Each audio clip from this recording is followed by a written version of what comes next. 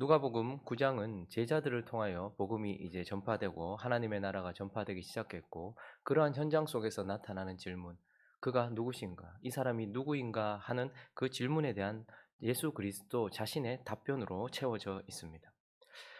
그래서 우리는 어제 본문 말씀을 통하여서 빈들에서 그가 누구신가 하는 것에 대한 가르침을 배웠습니다. 오병이어를 통하여서 그것을 통하여 자기 백성을 먹이시는 빈들에서 그 일을 통하여서 주님은 나는 이런 자다라고 주님께서 우리에게 가르쳐 주셨고요. 이제 장소가 옮겨져서 오늘 본문을 보시면 28절로 한번 가볼까요? 28절을 한번 읽어보겠습니다. 28절, 29절 시작. 이 말씀을 하신 후 8일쯤 되어 예수께서 베드로와 요한과 야고보를 데리고 기도하시러 산에 올라가사 기도하실 때에 용모가 변화되어 그 옷이 휘어져 광채가 나더라. 이가 누구신가? 라는 그 질문 가운데 주님께서 빈들에서 나는 하늘로부터 내려온 떡이다, 너희를 위하여 찢겨지는 떡이다라고 그에 대하여 가르쳐 주셨던 주님께서 이제 높은 산으로 제자들을 데리고 가셨고, 그곳에서 용모가 변화되고 옷이 휘어져 광채가 나면서 그분의 영광을 드러내시면서 이제 그분이 나는 누구다라고 이제는 답변을 하고 있는 장면으로 우리를 데리고 가고 있습니다. 그래서 오늘 본문 말씀을 통하여서 계속해서 연하여서 이 사람이 누구인가, 예수 그리스도는 누구신가라는 그 질문에 대한 예수 그리스도의 답변을 살펴보도록 하겠습니다. 그 첫 번째는요, 예수 그리스도는 율법과 언약을 완성하시는 분이다. 우리에게 그렇게 가르쳐 주고 있습니다. 자, 30절을 한번 읽어볼까요? 30절과 31절을 한번 읽어보겠습니다. 시작. 문득 두 사람이 예수와 함께 말하니 이는 모세와 엘리야라.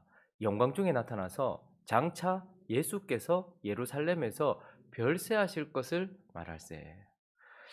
예수님은 높은 산에 올라가셨고 그곳에서 그분의 영광이 드러났습니다. 그분이 어떠한 분인지 스스로 드러내셨습니다. 그런데 그곳에 두 사람이 함께 더 있었다라고 말하는데, 그는 누구라고 말합니까? 모세와 엘리야가 함께 있었고, 그 모세와 엘리야가 함께 영광 중에 변화되신 예수 그리스도와 대화를 하고 있는데 무슨 대화를 하고 있습니까? 31절에 보니까 예수께서 예루살렘에서 어떻게 해요? 별세하실 것에 대하여. 그러니 지금 모세와 엘리야가 나타났다, 그리고 모세와 엘리야와 함께 예수님께서 죽으실 것이다라는 것에 대하여, 그 죽음에 대하여, 그리고 그 죽음의 의미에 대하여, 그리고 그 죽음 이후에 대하여서 이야기를 하고 있는 것을 제자들에게 지금 들려주고 있는 것입니다.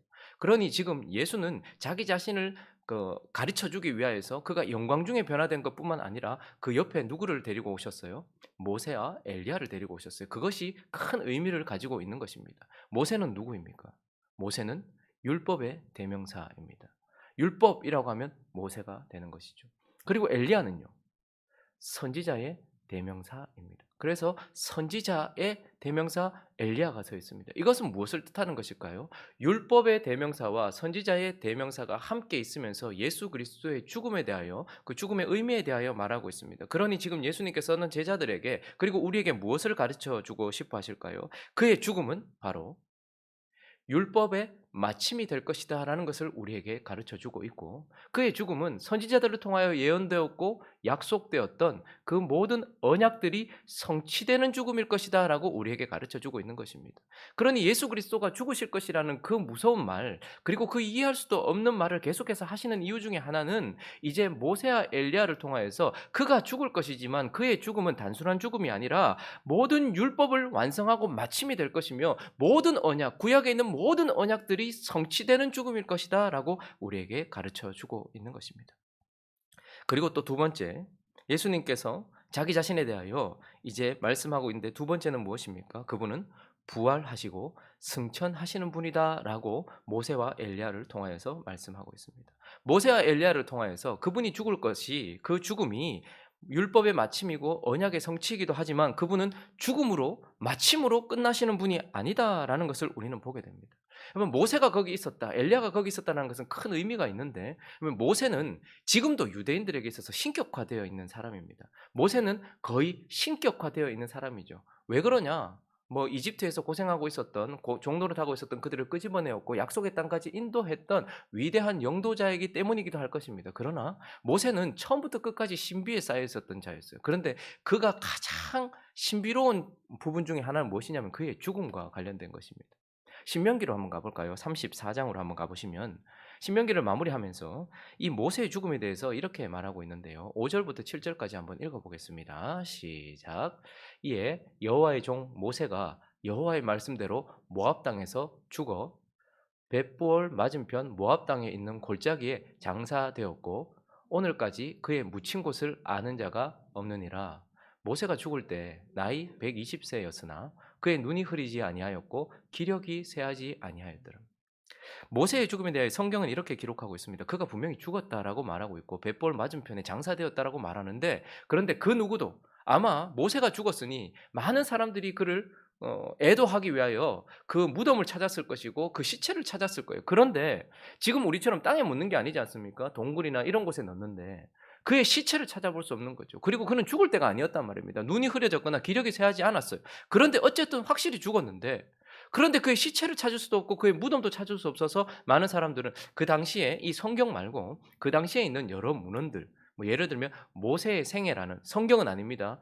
모세의 생이라는 어떤 뭐 그런 작품들이라든지 아니면 그들이 옛날 이야기라는 제목을 가지고 있는 모세의 이야기라든지, 특별히 모세 승천기라는 책이 있습니다. 거기에 보면 모세의 시체를 놓고서 미가엘이라는, 그 유다서에도 나오고 있죠. 유다서에도 모세의 시체를 놓고서 미가엘과 사단이 다툼을 하고 있는 장면이 나와요. 그래서 그들은 이렇게 생각을 하고 있습니다. 모세가 분명히 죽은 것은 맞는데, 그러나 분명히 하나님께서 그의 시체를 땅에 두시지 않았다. 그래서 미가엘이 그의 시체를 가지고서 하늘나라로 다시 가지고 가셨다. 그래서 모세는 살아있다. 이렇게 이제 그러면서 그때의 사단이 정죄를 하는 것이죠. 애굽 사람을 죽였고 많은 사람들의 피를 보았던 그를 어떻게 그의 시체, 그의 몸을 이 죽음의 권세에 넘겨주지 않고 하늘나라로 가지고 간다는 말입니까? 라고 말하면서 이 사단과 뭐 미가엘이 싸웠다, 이런 이야기들이 나오고 있는 것이죠. 그러나 어쨌든 유대인들에게 있어서 모세는 살아있는 자로 인식되었습니다. 그의 시체도 찾을 수 없었습니다. 그래서 그의 죽음은 가장 신비로운 죽음 중에 하나였습니다. 분명히 죽었다라고 하나님은 말씀하셨는데 그의 시체가 없다는 것은 그가 여전히 살아있다라는 것을 말하고 있고, 그가 지금 모세와 엘리야가 함께 지금 이곳에 서 있는 것을 통하여서 무엇을 말하고 싶으실 것일까요?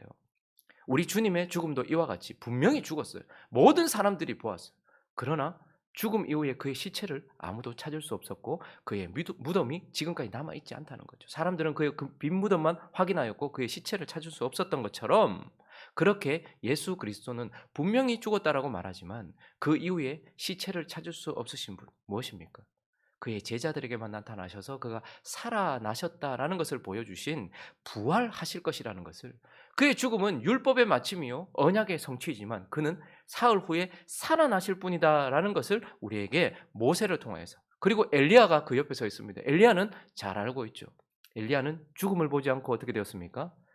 하늘로 올려간 자였습니다. 승천한 자였습니다. 그러니 그 높은 산에서 신비한 죽음, 그리고 시체를 찾을 수 없는 다시 살아났다라고 여겨지는 모세와 그리고 죽지 않고 하늘로 올라간 엘리야를 통하여서 예수 그리스도는 분명히 율법과 언약의 성취와 마침이 되므로 죽겠지만, 그러나 그는 모세처럼 부활할 것이요 엘리야처럼 승천하실 분이다라고 우리에게 가르쳐 주고 있습니다. 자, 그리고 계속해서 살펴보면서 예수 그리스도가 누구신가, 그분에 대하여 말씀하실 때 그분은 또한 세 번째, 성령을 주시는 분, 우리에게 새 법을 주시는 분이다라고 말씀하고 있습니다. 그러면 모세가 누굽니까? 모세는 이스라엘 백성들이 금송아지 만들고 죄를 짓는 바람에 두 번이나 40일 동안 금식하면서 높은 곳으로 올라갔습니다. 그리고 거기서 무엇을 받아왔습니까? 돌비에 새겨진 하나님의 법, 율법을 받아서 자기 백성들에게 주었던 자였습니다. 지금 그가 영광스럽게 변화된 예수 그리스도와 함께 있으면서 예수 그리스도를 설명하기 위하여 그가 등장하고 있습니다. 이제 무엇입니까?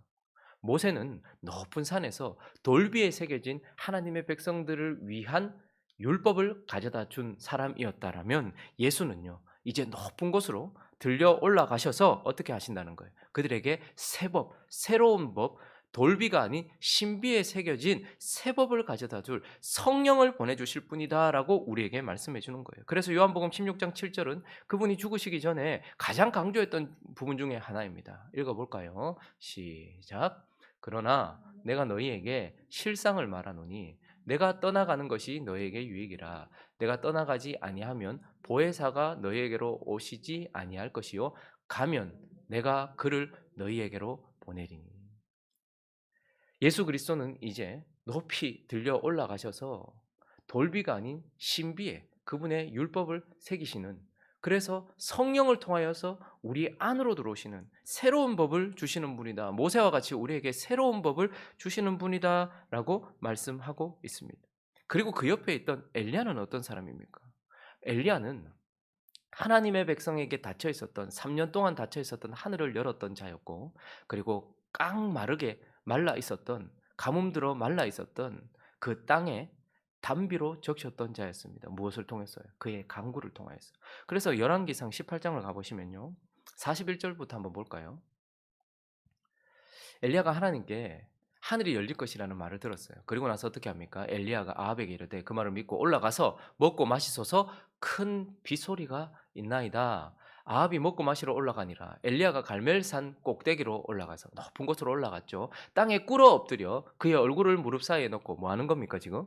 하나님께 간절히 간구하고 있는 것입니다. 그랬더니 그의 사환에게 이르되 올라가 바다 쪽을 바라보라. 그가 올라가 바라보고 말하되 아무것도 없나이다. 이르되 7번까지 다시 가라. 그리고 나서요, 44절요, 7번째 이르러서는 그가 말하되 바다에서 사람의 손만한 작은 구름이 일어나나이다. 이르되 올라가 아합에게 말하기를 비에 막히지 아니하도록 마차를 갖추고 내려가소서 하라 하니라. 무엇입니까? 닫혔던 하늘이, 3년 동안 닫혔던 하늘이 엘리야의 간구를 통해서 열려지고 그 마른 땅에 하늘로부터 내리는 단비가 내려 그 땅을 적시게 했던, 그러니 예수 그리스도는 누구라는 말입니까? 돌비에 새긴 율법을 가져다 준 모세처럼 이제 신비에 새긴 세법이 되시는 성령을 그들 가운데 주며 그의 간구를 통하여서 메마른 우리의 마음 가운데 단비와 같은 성령의 비를 내리실 분이다. 그분은 우리에게 성령을 주시는 분이다 라고 말씀하고 있는 것입니다. 이 모든 것들이 뭐예요? 그의 죽음을 통하여서 말이죠. 그리고 마지막으로, 결론적으로 이제 그분이 나는 누군가라는 것을 그 높은 산 변형된 곳에서 모세와 엘리야를 통하여 말씀하실 때 그분은 결국 구원을 성취하시는 분이다. 구원을 성취하시는 분이다라고 말하고 있습니다. 그럼 모세가 어떤 사람입니까? 모세는 자기 백성들을 애굽에서부터 끄집어내었고 광야를 지나게 했으며 결국 자기 백성을 약속의 땅 가나안 땅으로 들인 자였습니다.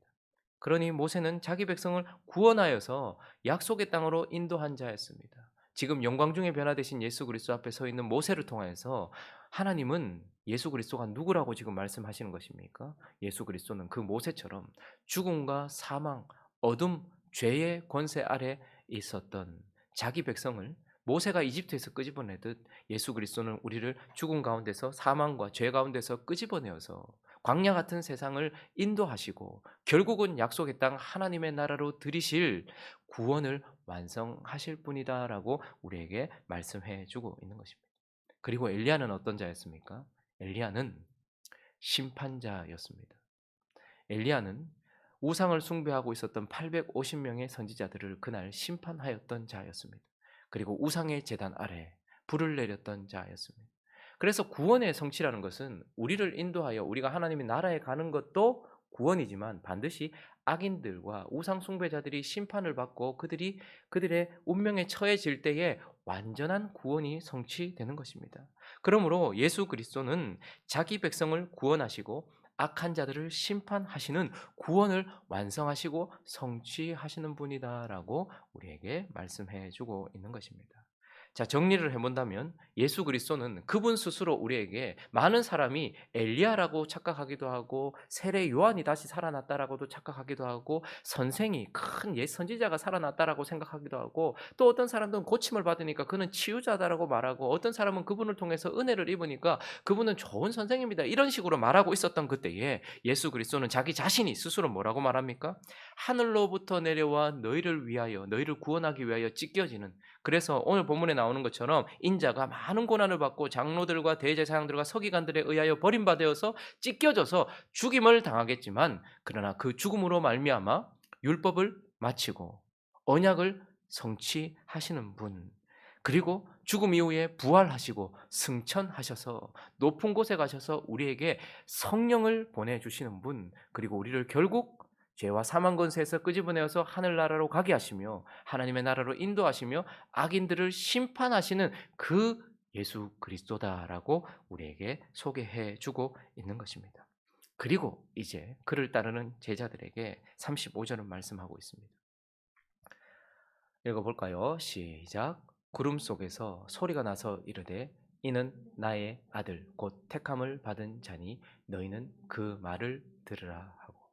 여러분, 지금 그가 누구신가라는 질문은 복음이 전파되어지는, 제자들을 통해 복음이 전파되는 현장 속에서 사람들에게도 일어났던 질문이지만, 그가 누구신가, 내가 누구인가라는 질문은 그리스도께서 제자들에게 스스로 하셨던 질문이었습니다. 오늘 본문에 그렇게 등장하고 있죠. 너희는 나를 누구라 하느냐. 이 질문은 사실 하나님께서 우리에게 던지신 질문이기도 합니다. 그리고 그 질문을 스스로 던지시고 그리고 우리에게 답변을 주셨습니다. 예수는 바로 이런 자다라고 답변을 주셨습니다. 그 답변이 끝나고 난 이후에 구름 속에서 하나님 아버지께서 우리에게 말씀하십니다. 이는 나의 아들 곧 택함을 받은 자니 너희는 그의 말을 들으라. 그리고 36절로 마무리가 됩니다. 소리가 그침에 뭐라고요? 오직 예수만 보이더라. 주님께서 우리에게도 물으십니다. 너희는 나를 누구라 하느냐? 그리고 그분은 스스로 우리에게 답변하셨습니다. 그분은 우리를 위하여 하늘로부터 이 땅에 내려오신, 우리를 위하여 찢기실 생명의 떡이시지만 그분의 죽음으로 인하여서 율법은 마침이 되고 언약은 성취가 되고, 그분의 죽음은 끝나는 것이 아니라 부활하시고 승천하셔서 이제 마른, 가뭄이 들어 마른, 완전히 말라있는 우리 가운데 성령의 단비 그리고 신비에 새겨진 성령을 보내주시고, 그분은 결국 우리를 인도하셔서 하늘나라에 가게 하시며 결국 악을 심판하신 심판자다. 그러므로 우리에게 말씀하십니다. 그의 말을 들어라. 그리고 오직 그만 보이게 하시면서 그를 따라가라라고 우리에게 말씀하십니다. 누구를 따라가고 계십니까? 내가 만든 하나님? 금송아지? 내가 보고 있는 예수 그리스도가 아니라 그분이 보여주시는 예수 그리스도, 그분만 보이는 저와 여러분 되시기를 예수 그리스도의 이름으로 축원합니다. 그리고 그분을 따라가면서 그분의 말을 들으며 그분과 함께 동행하는 저와 여러분 되시기를 예수 그리스도 이름으로 축원합니다.